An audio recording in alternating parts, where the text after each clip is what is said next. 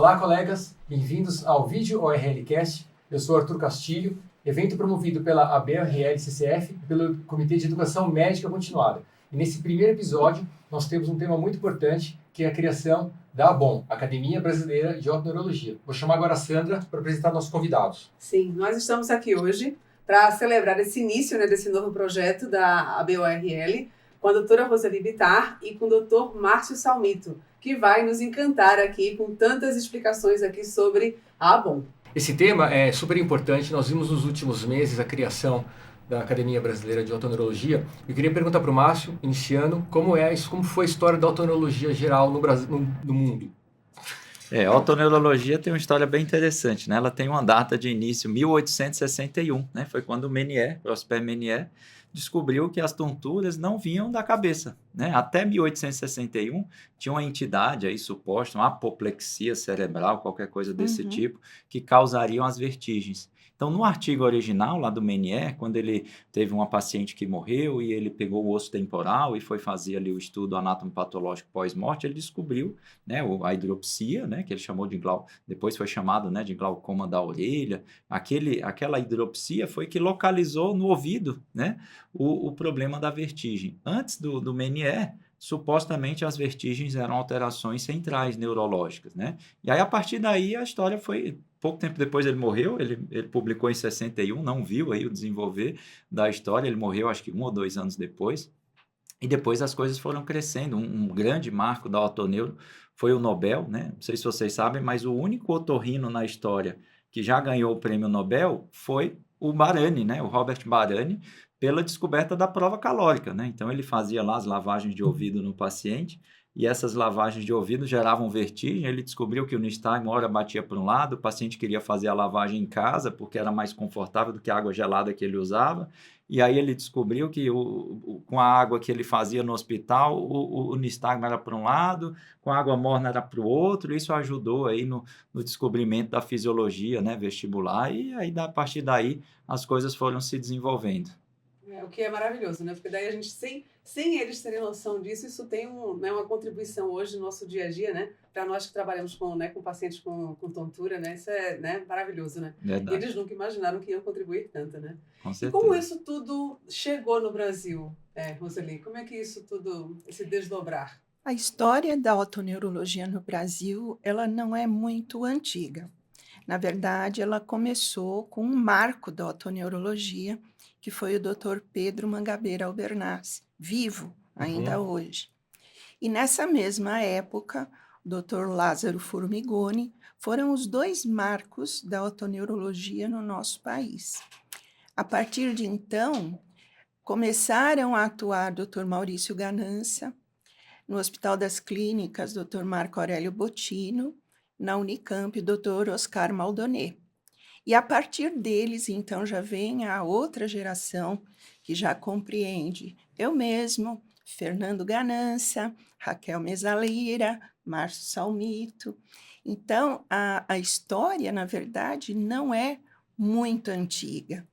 O professor Pedro foi quem levou o nome do Brasil, junto com o doutor Yotaka Fukuda, os 2 da Unifesp, que fizeram os primeiros trabalhos brasileiros e que foram reconhecidos internacionalmente. Um grande orgulho para nós, porque dessa geração, o único que continua vivo é o Dr. Pedro Mangabeira. Sim, inclusive o professor Pedro Mangabeira se funde com a parte de otologia também, né? De implante coclear. Esse início foi muito rico, né? E tem o nome dele, aparece em vários podcasts, vários artigos que a gente vê. Isso a gente fez ano passado, inclusive, um sobre a história da otologia, e ele conta nesse começo que as coisas eram meio juntas e depois acabou, logicamente, com a quantidade de informação, seguindo caminhos diferentes. Queria perguntar para o Salmito, conta um pouco, então, como é que foi essa ideia de criar uma academia separada e que tem uma característica muito especial. Como é que é o perfil disso? De onde veio esse nome? Como é que foi todo esse movimento? Quem sabe que não é novo, né? Na verdade, tempo, né? A gente pode dizer que a Academia Brasileira de Otoneurologia começou com o Departamento de Otoneurologia, né? Então, o professor Ricardo Bento, na gestão dele, né, como presidente, instituiu o Departamento de Otoneuro em 2009, né? Então, a partir dali, dentro da Otorrino, né, dentro da ABOL, houve um grupo, né, o doutor Mário Gretas fala que no começo cabia numa palma de mão, né, as pessoas que se dedicavam à otoneurologia. Então, a partir dali, a otoneurologia passou a ser representada de forma mais específica, né, dentro da otorrino. E no departamento de otoneurologia foram criados cursos, né, as aulas no congresso começaram a ter mais destaque, as salas começaram a ficar mais cheias. Paralelamente, né, a otoneurologia foi se desenvolvendo no mundo e está cheio de epônimos vivos, né? Então, você pega o Epley, né, que é a manobra de tratamento da VPPB, morreu agora, na época do começo da pandemia. Todas as outras manobras de VPPB estão vivas, né? As pessoas que descreveram. Então, o Semon, né, na França, o Iacovino, na Argentina, o Buffoni, aliás, cheio de manobras, italianos todos estão vivos. No Brasil tem a manobra do Zuma, né, que também pegou bastante. Então, todos os epônimos ainda vivos. Então, à medida que foi se desenvolvendo, foi surgindo ao mesmo tempo os fellows de otoneurologia, né? Então, começou a ter fellows de otoneurologia no HC, né, na USP, na otoneurologia da Unifesp, né? Já tem 20 anos, salvo engano, né, de fellows. Não é algo novo, já tem um tempo, né? Exato, né? E aí, a partir do departamento, com a formação de mais pessoas, né? Então, o departamento, em 2018, passou a ter um status de academia, né? Em 2018, a Otoneuro passou a ter uma sala no congresso, né? A palestra, né? O tema, né? O cronograma ali do congresso passou a ser definido pelo departamento. O departamento cresceu, né? Passou a ter membros colaboradores. Convidados internacionais. Convidados internacionais foram bancados pela ABOL, né? A partir de 2019. Então, as coisas foram se desenvolvendo. A grande diferença, na verdade, da academia para a Otoneuro é a possibilidade da academia agregar mais pessoas. Porque o departamento é uma instituição que fica vinculada abaixo da diretoria, com membros que são convidados exclusivamente pela diretoria. É algo fechado. Menor autonomia, né? Menor autonomia, né? Tanto na indicação dos membros, quanto autonomia financeira, né? O departamento não tem um caixa, por exemplo. E aí, com a academia, a gente tem a possibilidade realmente de crescer. Então, quem é que faz parte do departamento? Aquele que o presidente convida. E quem é que faz parte da academia? Aquele que tem interesse em participar da academia. E aí, com o crescimento da Otoneuro, né, só na Unifesp foram 100 fellows que foram completados esse ano, no HC, outras dezenas também. Então, começou a ter uma quantidade grande de pessoas, às vezes, que se dedicam só à otoneurologia. Tem gente que nem trabalha mais com outras áreas da otorrino, que está se dedicando ali, como tem a pessoa que se dedica só ao nariz, na rinologia, né, só a laringe. Né, na laringe, né, na otologia, acho que foi a primeira, né, a otologia acho que é mais antiga do que a otorrino, não conta, né, então já tem otologistas há mais tempo. E aí, com isso, o departamento ficou pequeno, né, e aí a gente tinha uma demanda grande de autonomia um pouco maior, por exemplo, para a gente ter criar um caixa e chamar um palestrante internacional a mais, além do que a ABOL contrata, né, o que a ABOL paga, a gente não tem. Se a gente faz um evento e tem muito inscrito e gera uma renda, isso vai para a ABOL e a autonomia, né, foge ali completamente. A gente não pode, por exemplo, ter um caixa para escolher, olha, a gente quer convidar um segundo palestrante. E agora, então, culminou dos últimos 2 anos, né, liderado pelo Dr. Mário Gretas, né, na coordenação do departamento de otoneuro, né, dentro de uma conversa com a Sociedade de Otologia, com a diretoria da ABOL, realmente foi encontrado que era o momento da Otoneuro ter uma autonomia maior, agregar mais pessoas, e isso foi fechado, então, esse ano, com a criação da Academia Brasileira de Otoneuro, no dia 3 de fevereiro, agora desse ano, 2024. Quase no meu aniversário. Olha aí. Mas eu acho que, na verdade, quem observou todo esse movimento, eu tenho 25 anos que eu sou otorrino. E você vê, acho que a Sandra viu isso também, as salas que tinham conteúdo de otoneurologia nos congressos, progressivamente foram aumentando. Isso era um sinal de que havia uma tendência a isso, mais cedo ou mais tarde, se separar. E uma coisa que acho que é interessante, o volume de conhecimento é impossível ficar restrito. E acho que esse movimento vai acontecer de novo em outras sub-áreas da otorrinolaringologia. Porque como começou a otologia e a otoneurologia junto, mas hoje a quantidade de informação nessa área específica é muito grande. Dificilmente um perfil de profissional só domina tudo isso, né? Então, seja certamente uma coisa complementar. E aí começou esse movimento, nem de separação, acho que na verdade de segmentação e as coisas se complementam. Professora, você acha que tem essa história da otologia e da otoneurologia agora, atualmente, tinha que culminar nisso mesmo e essas coisas são complementares em que nível? Essa questão da procura pela otoneurologia, isso começou a partir do departamento, né? Uhum. No primeiro congresso mundial, que faz 30 anos, que teve aqui em São Paulo, que nós percebemos essa tendência. Então, nós tínhamos as salas onde nós íamos discutir temas de otoneurologia e eram tantas pessoas que queriam assistir que não cabiam na sala. Nós tivemos que instalar telões fora da sala para que as pessoas pudessem, ali do saguão, assistir os debates. A partir de então, nós vimos crescendo, como o Márcio contou, todo esse processo da otoneurologia, muito, assim, em parte pelo que você mesmo está falando, porque o conteúdo muito de grande, né? conhecimento é fantástico. E para você dar conta de todo esse conhecimento, não é fácil. É verdade. A gente vive estudando, a nossa vida é de se renovar a cada dia, porque praticamente todo dia tem coisa nova. Sim. E eu acredito que a otoneurologia, ela, por ser basicamente multidisciplinar, ela não é sozinha, ela não é só o médico otoneurologista, mas ela engloba uma série de outros profissionais, inclusive a otologia. Então, nós trabalhamos em conjunto. Realmente, nós não queremos exclusividade, só o médico, só a gente que faz. Nós temos esse espírito de trabalhar em conjunto. Então, você dizer que otologia é uma coisa, otoneurologia é outra, não. Acredito que não. Faz parte tudo de um mesmo universo, onde cada um tem seu papel. Exato. E é essa a visão da bom. Sim, sim. Porque é difícil, né, Sandra? Por exemplo, alguém tem uma expertise muito elevada em fazer cirurgia otológica e, ao mesmo tempo, tem uma expertise muito elevada em ter o conhecimento de otoneurologia. É praticamente impossível isso hoje, né? Não tem. É muito volume e são caminhos um pouco diferentes, né? E é interessante a evolução das coisas, né? Quer dizer, a otoneurologia começou com o Menier tirando dessa apoplexia, sei lá o quê, né? Tirou lá do cérebro e colocou no ouvido.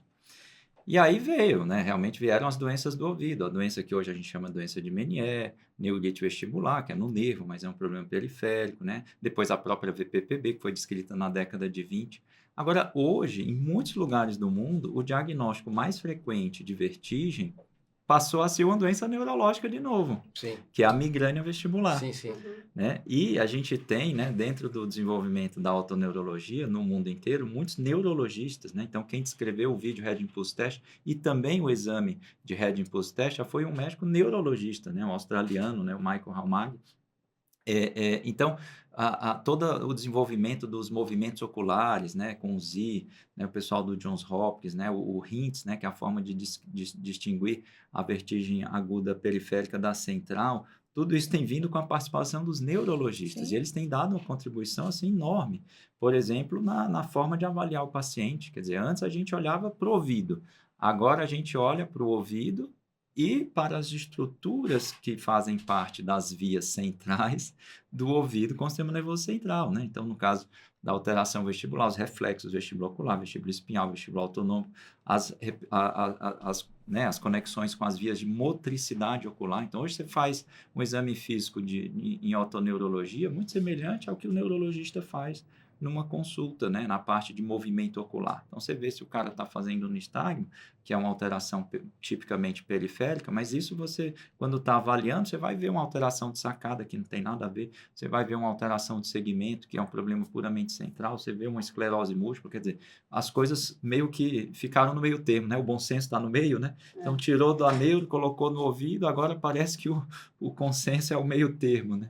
Agora, mesmo essas duas áreas, elas se integram, né? Mas o olhar de cada um é um pouco diferente. Claro, Diferente. claro. Diferente. Então, se você fala sobre um paciente otoneurológico, né? Que, curiosamente, eles chamam de neurootológico, né? Sim. É uma outra controvérsia. É outra controvérsia. É curioso porque o olhar é diferente, né? Eles enxergam o paciente. Porque nós enxergamos a partir da orelha. Sim. Né? A nossa formação como otologistas prevalece. Isso. Então, é uma visão diferente e complementar. Isso. Porque da mesma forma que eles dominam as vias vestibulares centrais, nós temos controle absoluto da orelha periférica da cóclea. Sim. Então, os testes auditivos, as avaliações cocleares, isso nos pertence. Começa pela otoscopia, né? O pessoal pede Exatamente. exame e chega lá, tá cheio de cera. Exatamente. Exatamente. Coisa simples. A condição do paciente, o fim pode ser diferente a depender de quem vê, né? Apesar do conhecimento ser, né?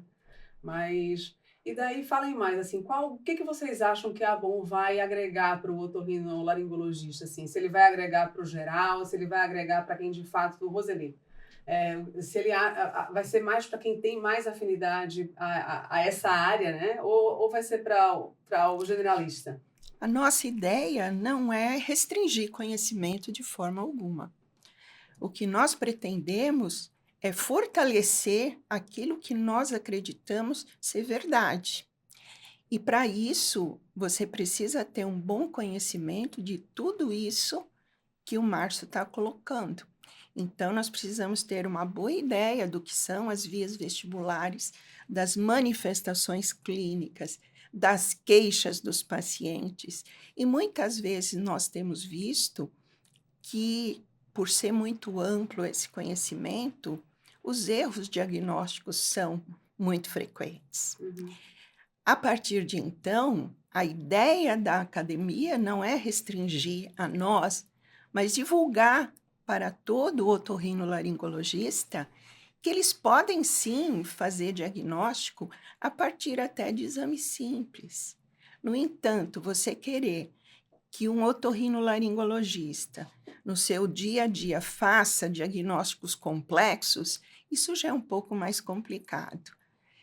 Levando para o campo da otologia, eu posso dizer que qualquer um de nós tem habilidade para colocar um tubo de ventilação, tirar uma cera, fazer uma paracentese, mas nem todos nós temos capacidade de fazer um implante coclear, uma abordagem por fossa média.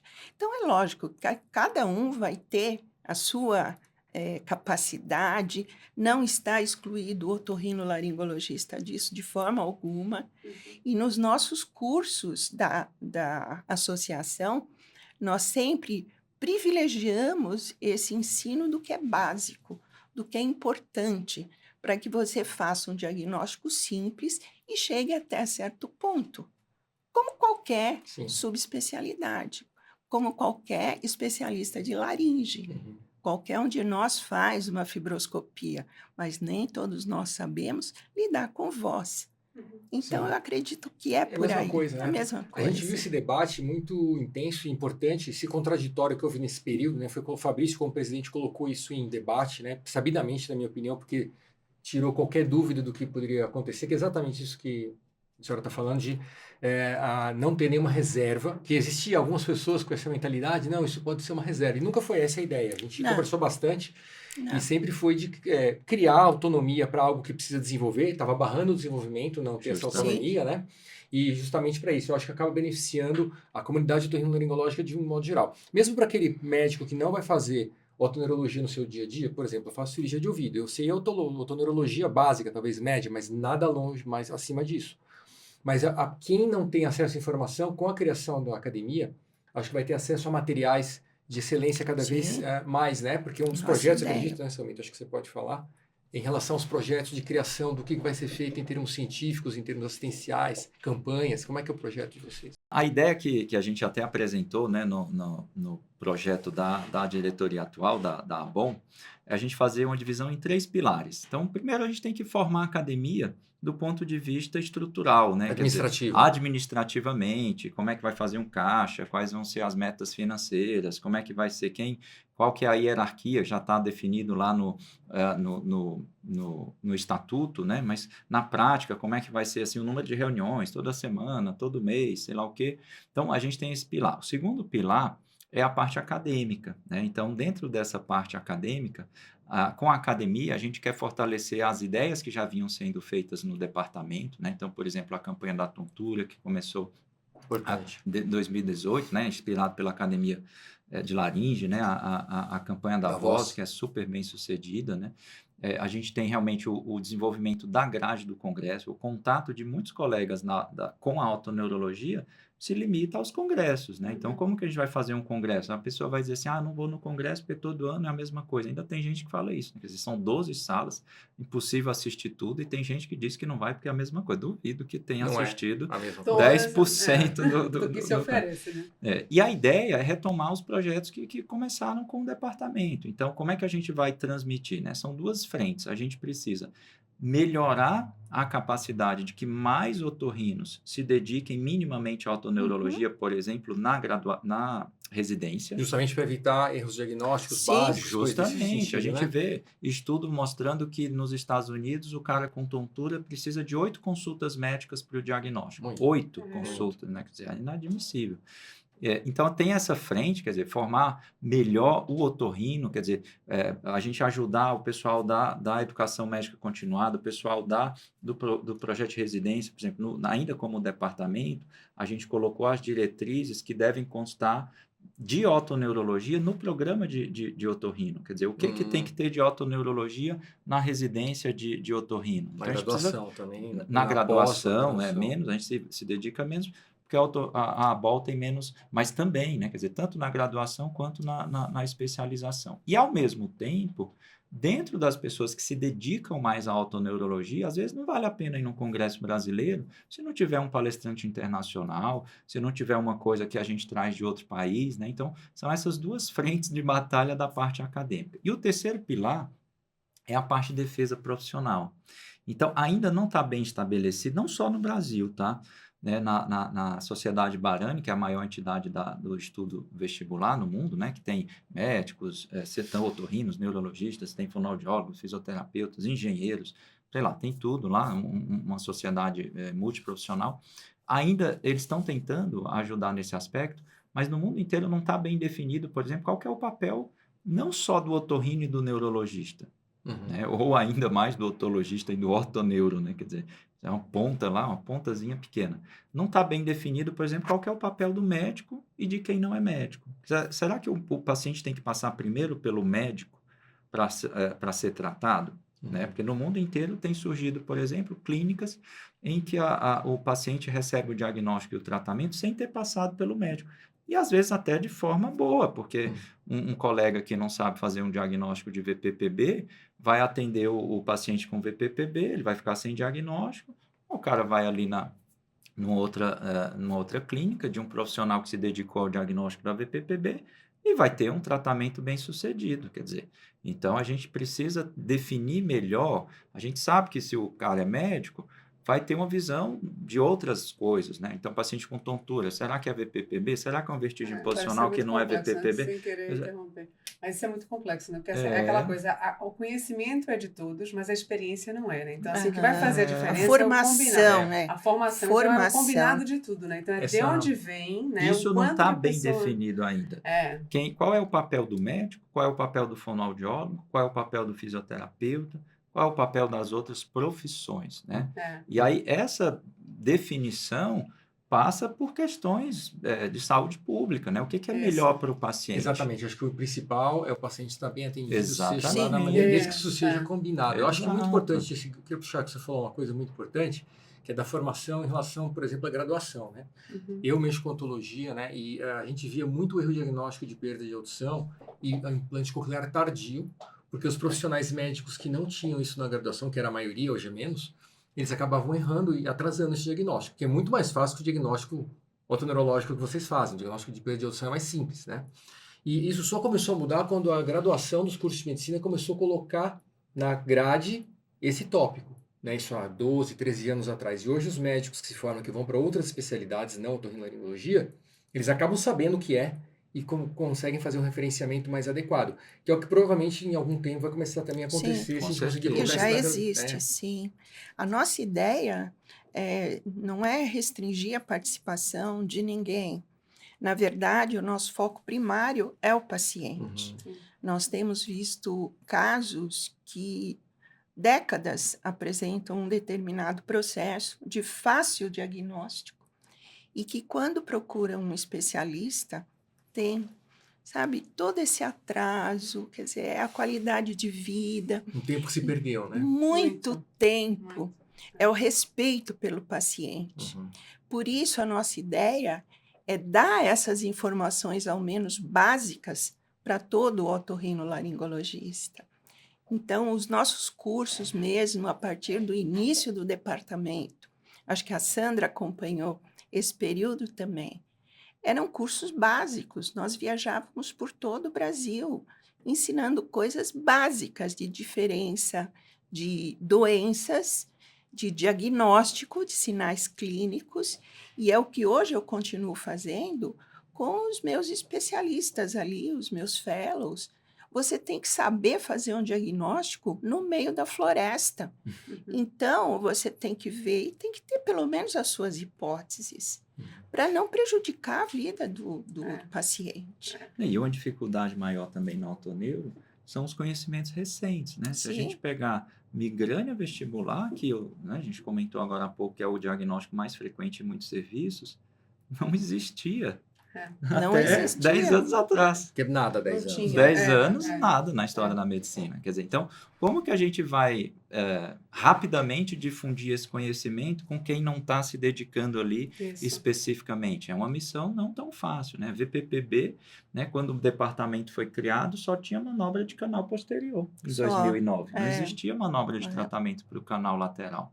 Há pouco tempo, né? Quer dizer, olha as coisas como tem se desenvolvido, né? Então, a gente tem uma missão muito difícil de que esse conhecimento vamos dizer, seja proliferado de uma forma mais rápido, né? Se a gente pegar na medicina... Né? É rápido e adequado, né? Não, você pega a pneumologia, quer dizer, quando foi que apareceu o estetoscópio para ouvir o pulmão, o coração, quer dizer, quando você pega aqui da otoneuro, o Red Impulse Test, que é a maneira mais fácil e sensível de fazer no exame físico do paciente, foi descrito em 1988, quer dizer, agora há pouco, né, na história da medicina. Né? E com o avanço desses equipamentos, novos softwares, né, novos equipamentos, a tendência é você aprimorar cada vez mais diagnóstico e tratamento. Né? Você vê as máquinas também estão mudando o desenvolvimento bastante. das máquinas também, né? Eu acredito que o Márcio está falando do teste. Sim. Porque ele é um teste físico, clínico. Né? Clínico, sim. Falando sobre tecnologia, não é barato você ter. Os equipamentos caros, né?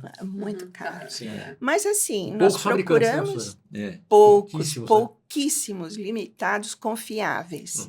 Porque tem muito não confiável.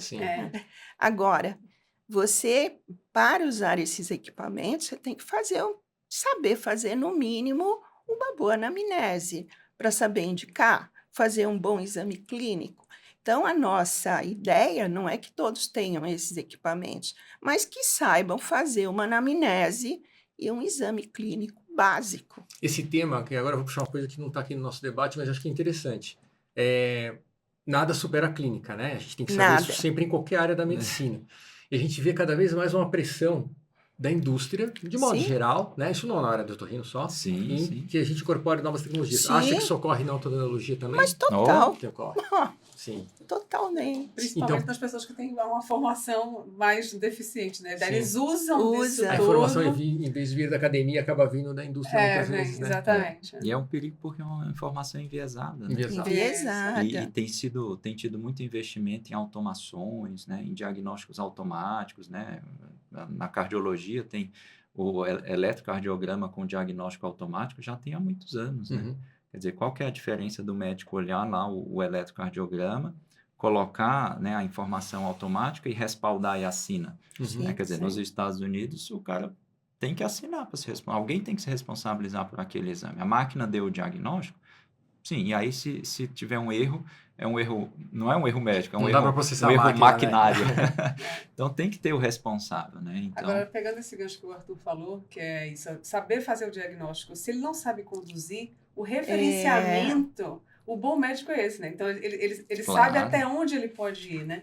Então, se ele não tem o conhecimento todo, não, né, nem a experiência para poder conduzir, que ele referencie para alguém que tenha esse conhecimento, né? E isso daí é uma coisa que tanto eu como o Márcio reforçamos muito, porque nós somos professores.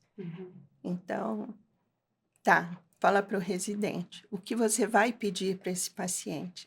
Eu vou pedir um exame videooncolográfico. Para quê?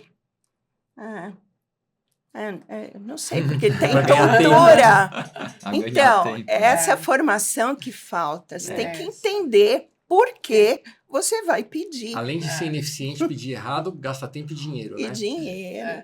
Eu lembro quando eu estava lá com a Roseli, né, ali aprendendo, alguns anos atrás, né, Roseli, que você falava, o que você espera encontrar nesse, né? Se em cima Exato. daquilo, o que você, antes de pedir, o que você imagina que vai vir de Exato. resultado?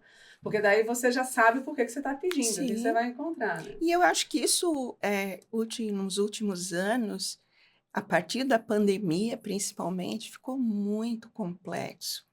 Com esses protocolos, quer dizer, os pacientes são únicos. Você tem que ver o que precisa o teu paciente. Não que o protocolo da Johns Hopkins falou. Cada um é cada um, sabe? Daí a importância de você antes de tudo, médico. Sim. Médico. Mas eu acho que Depois, muito desses protocolos, eles vêm justamente para tentar barrar sim, o profissional que tem uma formação encaixotar, intermediária. E não exatamente. deixar ele errar Verdade. tanto, mas acaba não personalizando o tratamento. Não. E a gente entra naquela Justamente. discussão, né? Nós estamos tratando clientes ou pacientes. Eu nunca gostei desse termo clientes, né? Que Eu é também. adotado em muita palestra, né?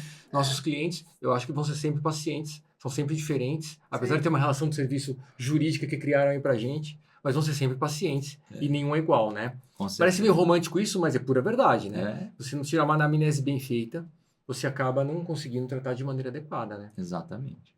E aliás, meu professor dizia, se você não matou o diagnóstico na anamnese e exame físico, ou você não sabe mesmo nada, não estudou, ou é um diagnóstico muito complicado mesmo, né? Mas em tese você consegue na maior parte das vezes. E não Isso, vai né? substituir esse momento pedindo exame. Né? Não Exato. adianta. Você não vai. E o professor Formigoni sempre falava, se você não viu, eu não vi também. Ah. Falei, professor, não, eu não vi também, porque tem casos que são complexos, Sim. que dão baile mesmo, né? Sim. Então, os protocolos é para o dia a dia.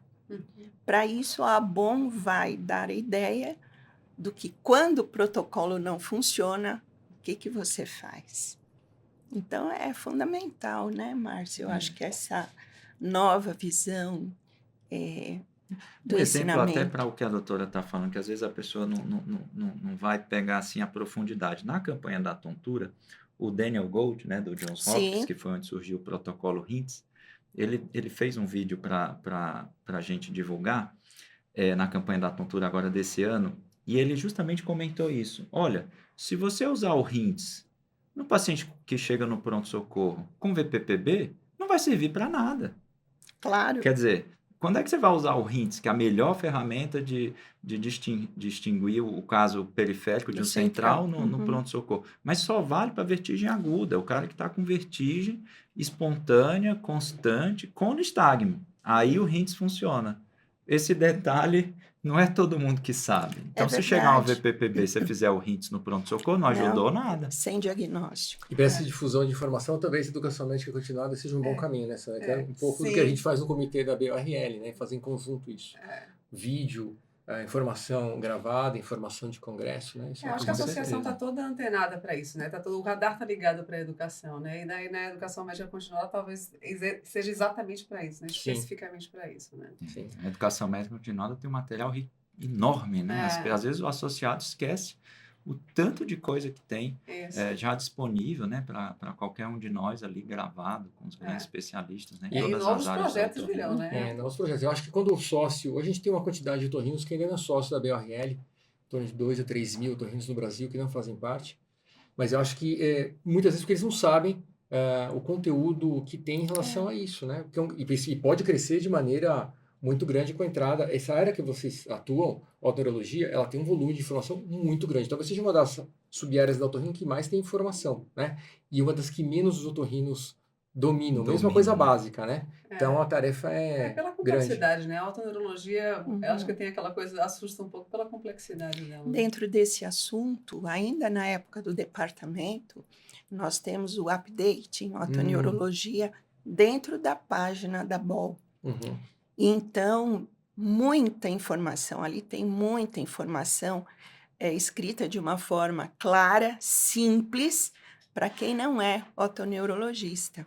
E agora nós estamos encampando essa página na academia, mas ela vai continuar fazendo parte do site da BOL.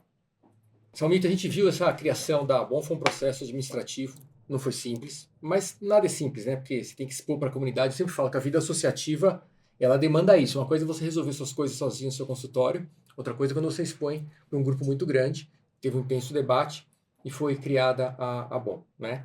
Havia um certo temor de grupos inicialmente que foram dizimidos justamente com esse debate, né? Foi bom, na verdade, né? Eu acompanhei de perto com você isso, seu papel foi muito importante nisso. Acho que vale a pena sempre lembrar que o Fabrício, como presidente, também teve um papel importante nisso, ele equalizou bastante coisa. Eu queria perguntar, criada agora a ABOM, quem pode fazer parte? Ou quem você acha que deveria se associar? Qualquer otorrinolaringologista? Alguém que queira participar da grade científica? Alguém que queira ajudar com material? Quais são os da parte administrativa? Como é que isso se comporta? Aproveita e né? fala se tem custo aí para as pessoas, né? Boa. Então, a academia surgiu como mais uma academia, né? Então, existem as academias já dentro da ABOL, e na hora de fazer o estatuto, né, da Academia de Otoneuro, a gente se inspirou nas outras academias, né, inicialmente. E junto com a diretoria da ABOL, a gente chegou no consenso de quem pode participar da Academia de Otoneurologia. Então, existem nas academias membros de diferentes tipos, né? Então, existem os professores na laringe. Os professores de laringe têm que se dedicar mais à laringe do que o aluno que está aprendendo ali, um aluno de otorrino. Então, no otoneuro, a mesma coisa. Qualquer associado da ABOL pode fazer parte da ABOM, né, da Academia Brasileira de Otoneuro.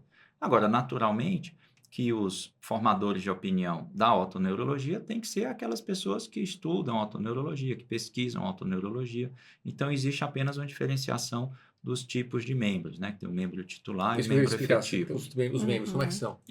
Qualquer associado da otorrino pode fazer parte. Tem que ser otorrinolaringologista. Tem que ser otorrinolaringologista. Sim. E aí, quando entra, já entra como membro efetivo.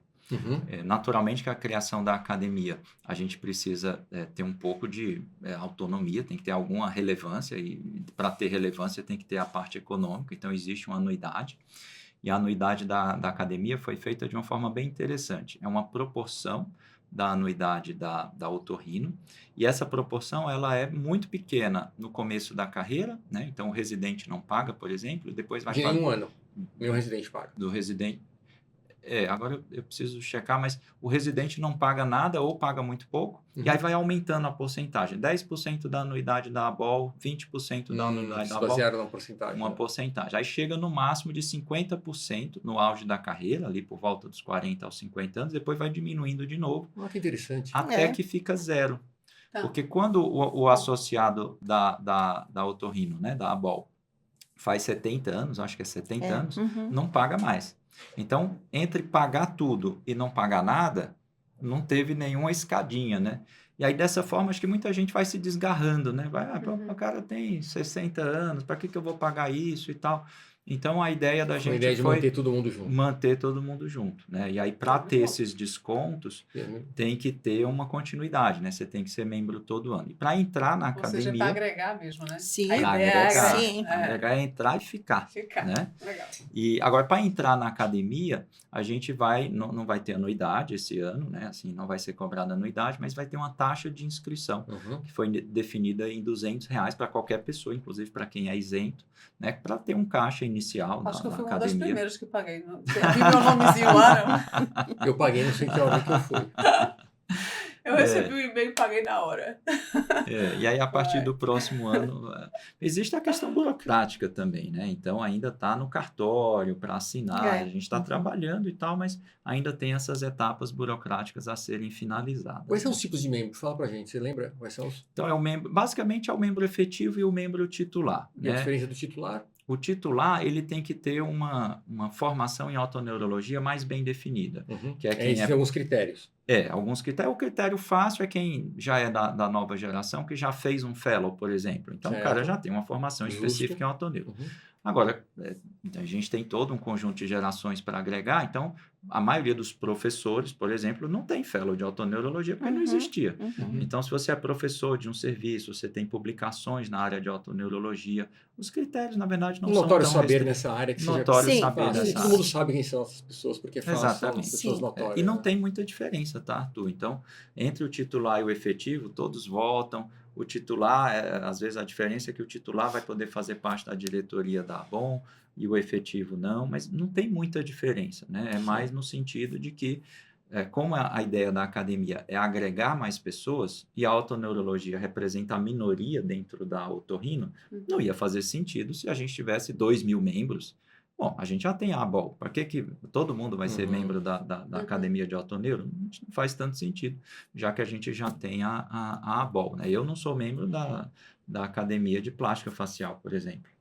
Mas se quisesse, você poderia. Não faz sentido, até poderia, né? Eu terminei a residência, fiz muita cirurgia de nariz. Mas aí depois você vai se dedicando a uma determinada área, ou não, né? Tem gente que não gosta de se dedicar a uma área específica e outros sim. Né? Então, a gente tem espaço para tudo, né? Aliás, a nossa profissão médica tem espaço até para quem não gosta de gente, né? Você tem as áreas de exame, né? Patologia. Porque eu perguntei isso porque no começo existia esse debate, existia um medo que isso criasse um nicho fechado e não foi o que aconteceu. Vocês criaram exatamente um critério de acesso bastante claro, né? Democrático e que privilegia as pessoas que realmente querem participar, né? É o que eu digo para o meu filho de 10 anos. A gente tem medo daquilo que a gente não conhece. Exato.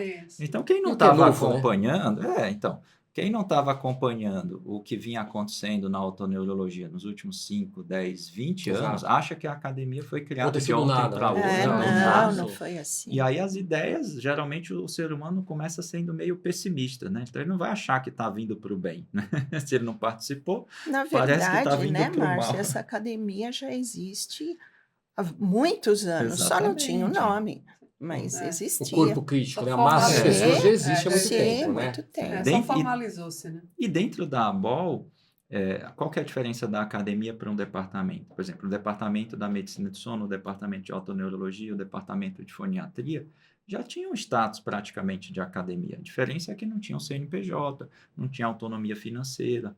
Então, por exemplo, a SBO consegue trazer um segundo, um terceiro palestrante internacional. Com caixa dela, né? Com caixa dela, que é né? Vocês estão a gente agora, não né? pode, né? Quer dizer, por mais que a gente faça um evento que é a Angari Recurso, né? A gente tem os livros publicados pelo departamento, né? O Otoneurologia, o livro de Otoneurologia Clínica, o livro de Zumbido, que foi publicado esse ano, né? O de Otoneurologia Clínica, que foi a 2ª edição. Os cursos, né? Muitos cursos da otoneurologia geram lucro. E as pessoas, aliás, até é interessante dizer, ainda tem gente que acha que a gente está ganhando alguma coisa. Né? Ainda tem gente que acha, viu? É bom deixar claro que todo o trabalho da BORL da voluntário. Exatamente. E aí, quando tem um lucro, né? Quer dizer, quando o curso... se o palestrante não cobra, qual é o custo? É o custo de alugar uma sala, é o custo da máquina, é o custo sei lá do quê. E aí o lucro disso vai inteiro para a ABOL. E não tem um caixa lá separado da otoneuro. Né? Então a diferença é só essa. Né? À medida que a gente vai fazer, por exemplo, o Combined, né? O Combined Meeting, que é um evento mais especializado, a otoneuro já participava com status de academia. Né? Então tinha a sala de otoneurologia durante o evento todo, tinha os cursos que a gente fazia extra. Teve o último Combined, aquele da greve dos caminhoneiros, foi o último, sim, né? Foi. Teve um depois já. Mas aquele, por exemplo, que teve uma restrição grande de pessoas, o curso extra lá de otoneuro, como no Mundial, viu, doutora? Sim. Teve uma sala extra com transmissão ao vivo e tinha que pagar. Quer dizer, aí o palestrante não está ganhando nada. E a pessoa que quer assistir está pagando, para onde foi esse dinheiro? Vai para a ABOL. E a ABOL, claro tem que trazer de volta, né? Ela tem que trazer de volta. Uma parte tem que ser para otorrino, mas por que não desenvolver as áreas da otorrino especificamente? Né? E aí a diferença Porque a questão o dinheiro vai, mas não volta. Ele pode ir para outro lugar. Que a gente não queremos nada além do que o que nós produzimos. Uma autonomia sobre o que é gerado. E não para nós. É para essas atividades. Uma coisa que funcionou, antes que você fale dessa última pergunta, uma coisa que funcionou bem na autologia quando eu estava lá são os Task Force Guidelines. Vocês pretendem fazer algo assim? A professora já tinha feito no passado, né? Isso caduca e às vezes tem que ser atualizado, porque isso eu vejo que é uma das coisas que a pessoa mais lê. É uma leitura mais prática, né, do que um livro. O livro é interessante, mas você não lê ele inteiro, você lê partes, né, normalmente. E os task force, os guidelines, você costuma... Na verdade... Que dose eu dou? Você vai lá e acha, Na né? verdade, Arthur, no início do departamento, nós fizemos um guideline, Verdade. que foi o manual de otoneurologia, mas como você disse, isso vai caducando. É uma característica, Mais né? recentemente, nós fizemos os fóruns, que estão disponíveis também na página Up to Date. E assim, a evolução é muito rápida. Então, nós temos já 5 livros publicados pela otoneurologia. E esses guidelines a gente procura fazer como fizemos o fórum. Baseado em evidência. E tudo sempre baseado em evidência. A gente faz as questões de como eu faço, a gente faz também. Mas agora a gente vai estruturar isso, né, Márcio, para fazer coisas a Bijor mais... tem estimulado as subs a publicarem task force, na figura do Carlos Schoni, que é o tal editor, eles têm dado muito espaço para a gente. Né? E, inclusive, nesse aspecto, os fóruns de otoneuro ainda estão pouco conhecidos pelos colegas. E quando a gente pega o primeiro, o segundo, o terceiro, foram 4 fóruns e cada um teve um assunto. Então, o que é otoneurologia? Pois é. É uma pergunta, né, assim, difícil. Você perguntar, talvez, para várias pessoas de diferentes países, cada um vai dar um exemplo. E os fóruns, basicamente, definiram o que é otoneurologia. Então, lá está definido todas as etapas de anamnese, o raciocínio clínico. A gente pegou a evidência científica de cada etapa de exame físico e colocou lá no recomendação fórum. E evidência. Recomendação, quer dizer, nível A de evidência, qual que é a sensibilidade do Romberg, qual que é a sensibilidade do Fukuda, quer dizer... Isso tudo está lá, aí depois pegou os exames complementares, né? Qual que é a sensibilidade da prova calórica, sensibilidade do Verrit. Porque isso ajuda muito o otorrino geral. Muito. É uma das coisas que eles mais leem. Muito. Está tudo online. Está lá, está de graça. Está no up-to-date. Né? E o material completo. A gente ainda falta publicar, apesar de o último fórum já ter alguns anos, falta publicar a versão resumida para a revista brasileira, né? Quer dizer, que às vezes é um pequeno... bônus ali de você ter o seu trabalho publicado, né, os autores, essa parte a gente não teve ainda, mas o trabalho em si já está publicado, material grande, online na ABOL já tem alguns anos, 4 fóruns altamente recomendados. Tem trabalho então, né? Agora tem, antes de ir para a última pergunta, tem só uma questão muito atual, que as pessoas estão muito acostumadas a aprenderem ouvindo, né? Então, ao invés de ler, né? Então, não sei se vocês percebem isso. Então, a facilidade das aulas montadas, assim, isso tudo briga muito com o escrito, que a pessoa precisa de mais tempo, mais foco, né? Mais atenção naquela leitura, né? Então, isso é uma briga, né? Assim, e é louvável, né? Você escutando uma pessoa que você admira falando aquilo... vai fundo, por isso que a gente tem que tomar cuidado com o que diz, né, Marcos? Muito cuidado. E hoje o que você disse fica para sempre gravado, né? Está online, tá lá. 20 anos, falou errado. Você falou isso. Mas eu acho que isso... se o contexto mudou, né? Eu acho que isso é uma evolução também do conhecimento. Quando eu pego coisas que eu publiquei no início de carreira, eu falei, gente, o que é isso? Porque a coisa evolui. O que eram verdades deixam de ser. É por isso a importância da educação, né? Mantida, né? Mantida, as verdades transitórias. E é uma das funções principais da BORL. Claro. Eu acho que mantém a informação. E na medicina isso é muito vivo, né? Não tem, né? A gente vive isso, né? Essa mudança, né? Constante, né? E daí, na verdade, essa última pergunta é para os dois, assim. O que vocês imaginam que vai acontecer com a ABOM aí nesses próximos anos? Vamos dizer assim, em 10 anos, como que vocês imaginam que a ABOM estará? As damas primeiro. Um helicóptero, carro particular, vai ter 1 milhão na Certamente conta. Isso não. Não.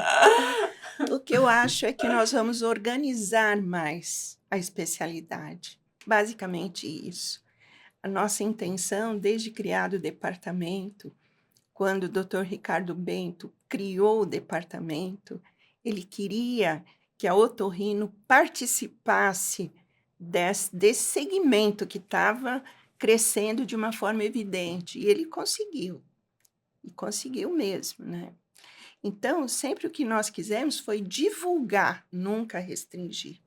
E nós fizemos cursos em todas as partes do Brasil. E essa é uma das nossas ideias, divulgar o conhecimento básico da otoneurologia. Eu acredito que, com o tempo, o interesse deve crescer, né, Márcio? Sim. E, a partir de então, assim, um sonho que eu tenho realmente é o paciente não ficar 10, 15 anos sofrendo com uma coisa, como ter uma surdez por um problema tireoidiano, e você vai lá, mas corrige isso aqui. Já foi a vida do paciente. Passou o tempo Isso não é volta. chocante. Então, eu acho que isso é, assim, se nós conseguirmos, e eu acredito que vamos conseguir, é um objetivo maior, sabe? Uhum. Eu acho que sobra pouco para eu falar, né? E é interessante, a gente tem todas essas ideias, mas quando você põe um filho no mundo, o filho se desenvolve, né, independente da sua vontade, né? Então fica difícil da gente prever o que vai acontecer. Mas realmente o intuito que a gente tem é esse, né? Quer dizer, melhorar a organização. Então, dentro da otoneurologia, vai ter alguns que vão se desenvolver e vão talvez ser otoneurologistas e só vão trabalhar com isso. E a academia deve ajudar nesse aspecto. Mas a maioria não, né? Então, a maioria dos médicos, né? O paciente com tontura, ele é muito mais atendido pelo otorrino geral do que pelo especialista. Então, a gente tem que fazer com que mais otorrinos saiam da residência sabendo fazer manobra, ou se não souber, né? Porque às vezes não tem maca, né? Como é que vai fazer manobra sem maca? Né? Então, tem que saber fazer manobra, ou se não fizer, tem que saber que tem que fazer. Né? Quer dizer, a gente tem que fazer com que mais otorrinos se dediquem. E mais do que os otorrinos, eu lembro que a minha primeira experiência profissional como médico foi como médico generalista de médico de família. E eu lembro que eu tinha medo de atender paciente com tontura, porque ninguém sabia. Né? E aí o colega era assim, primeiro você passa esse remédio, se não funcionar, você passa aquele outro. E é tão comum, né?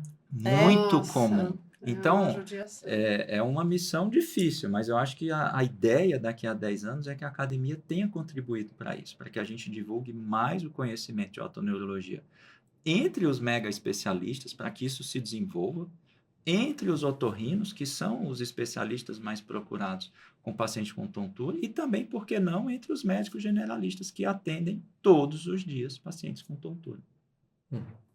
Excelente. Alguma mensagem específica para os otorrinos? Querem deixar alguma mensagem de reflexão? Se associa a bom. Se associa a bom, prestem atenção nas informações da bom. Olha, eu diria até que se associa a BORL.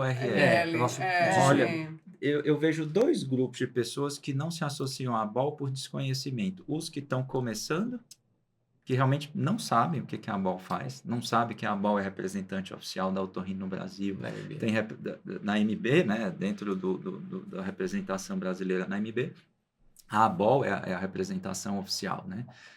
Então, quem faz contatos com a esfera política, com a esfera econômica, com o jornalismo, é tudo a ABOL. Né? E a gente tem o direito de não se envolver, né? Mas não sabe que realmente acontece muitas das coisas que acontecem. E o que está no fim da carreira, né? Que às vezes, também para mim tanto faz, não sei o quê. E às vezes ele nem paga mais, mas não se associa, sai, não para de acompanhar. Eu acho que se envolver na ABOL, todos estão convidados. Mas antes disso, voltar, quer dizer, esses 2.000 otorrinos que não fazem parte da ABOL, gente, eu acho... Trazer as pessoas para perto, né? Eu ficaria constrangido de dizer isso. Do quê? Trazer para perto. Agregar. E uma das funções da associação, né? Associar, né? Exatamente. Então, gostaria de agradecer aos nossos convidados que vieram aqui hoje, professora Roseli, professor Márcio, foi muito bom esse bate-papo, acho que esclareceu muita coisa para quem está assistindo. Nem todo mundo acompanhou toda essa história e muito menos, né, toda essa criação da BOL, que a gente sabe que foi uma batalha muito legal e que acabou culminando com esses frutos muito legais que a gente vai ver que nos próximos anos vai ser fantástico. Obrigado por vocês terem vindo aqui. Tornar conhecida essa história da ABOL acho que é importante para todos, né? Eu também gostaria de agradecer, para nós foi um grande prazer tê-los aqui, tá certo? E você, associado, fiquem ligados aqui nesse novo projeto da EMC, né? E daí, porque tem muito mais coisa para vir. Muito obrigada. Obrigado.